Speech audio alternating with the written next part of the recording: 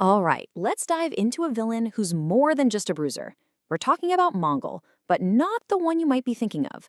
This is Mongul, who is the chillingly smart mastermind behind the entire Warworld saga. And trust me, his philosophy is just as dangerous as his fists. And this quote right here, it just nails it. Mongul isn't some generic bad guy aiming for galactic domination. No, he is an idea. He's a living, breathing argument made of pure force. Think of him as this giant, unmovable wall of dogma, just sitting there, daring you, daring any kind of free spirit to try and break through. Okay, so let's get this straight. This is not your father's Mongul. This is Mongul who is the son. And believe me when I say he's a serious upgrade in the absolute worst way imaginable. And this is the key difference right here. His dad, Mongul who was, total brute, all muscle, not a lot of deep thought. Just a hammer looking for a nail. But the son? Oh, he's a whole different animal. He's a chess master. He plays mind games. He's not interested in just winning the fight. He wants to shatter your soul. So how does he pull this off? How does he keep an entire world under his thumb? Well, it's not just about being the strongest guy in the room. He's an architect of the perfect prison. His whole system is built on these 4 pillars. First, you've got his cunning, strategic mind. He's always 5 steps ahead. Then he drowns everyone in this incredibly sophisticated propaganda. He even dangles this twisted illusion of false hope to keep people in line. And to top it all off, he uses technology as a weapon with chilling precision. I mean, just listen to this. This is the core of his propaganda. Slavery is freedom. Let that sink in. His mind games are so effective that he gets the people he's enslaved to actually believe this complete nightmare. It's 1984 on a cosmic scale, a total inversion of reality hammered into their heads until it becomes the only truth they know. And here's where you see just how scary smart he is.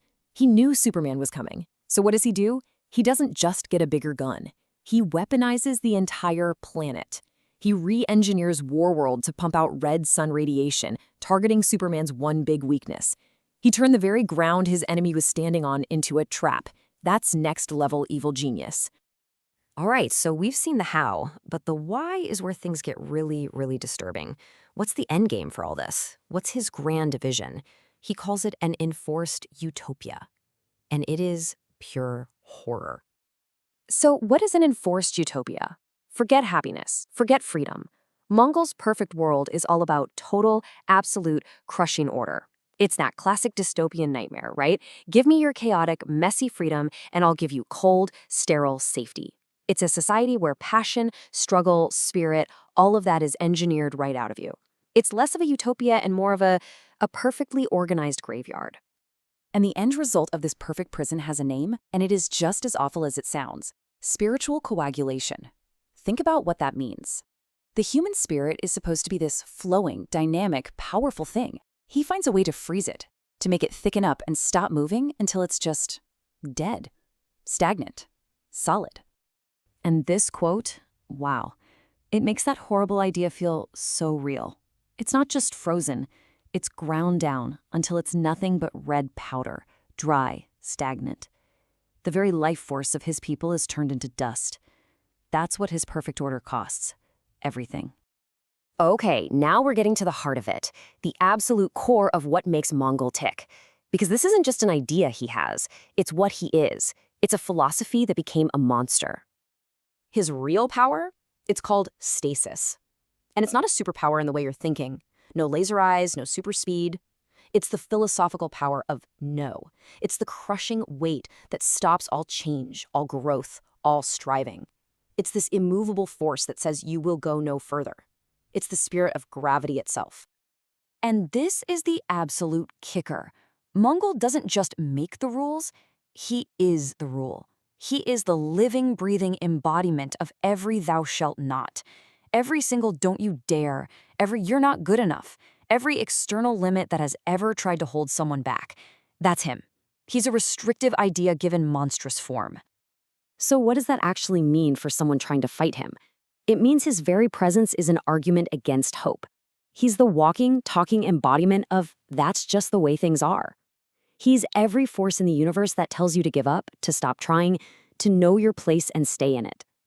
So when you put him up against Superman, you see what this is all about. It's not just two strong guys punching each other. It's a full-blown philosophical war. You've got Mongul's "thou shalt not" versus Superman's absolute will to overcome. You have stasis, the spirit of gravity, versus hope and progress.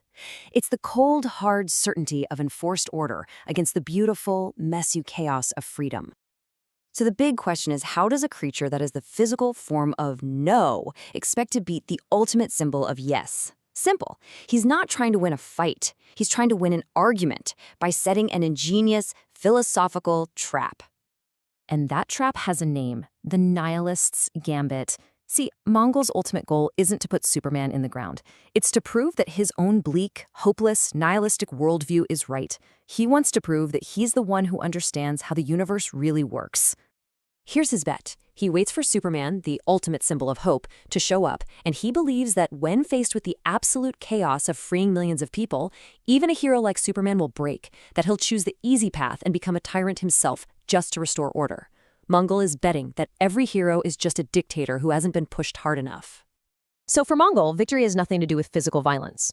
He wins the second Superman snaps, the moment the hero crosses his own line and uses his godlike power for absolute enforcement. It's not a knockout, it's a moral checkmate. He wins by corrupting the hero. And by forcing Superman to make that choice, he proves his ultimate terrible point, that the entire struggle for meaning, for hope, for freedom, it's all meaningless. That in the end, even the best and brightest among us will choose control over chaos. He's not trying to kill Superman. He's trying to kill the very idea that a hero can exist. But here's the thing about this insidious trap. It doesn't work. Superman doesn't fall for it. Instead of becoming the new boss, he does the Superman thing. He inspires hope. He empowers the enslaved Philosians, helping them find the strength to rise up and free themselves. He proves that real victory isn't about taking power, it's about giving it back. And in the end, that collective hope, that shared will to be free, it completely shatters Mongul's philosophy of stasis. Ultimately, the Warworld saga gives us a villain and a conflict that are so much deeper than just good versus evil. It really leaves you with one big question to chew on. What happens when the greatest fight you'll ever have isn't for your life, but for the very meaning of it?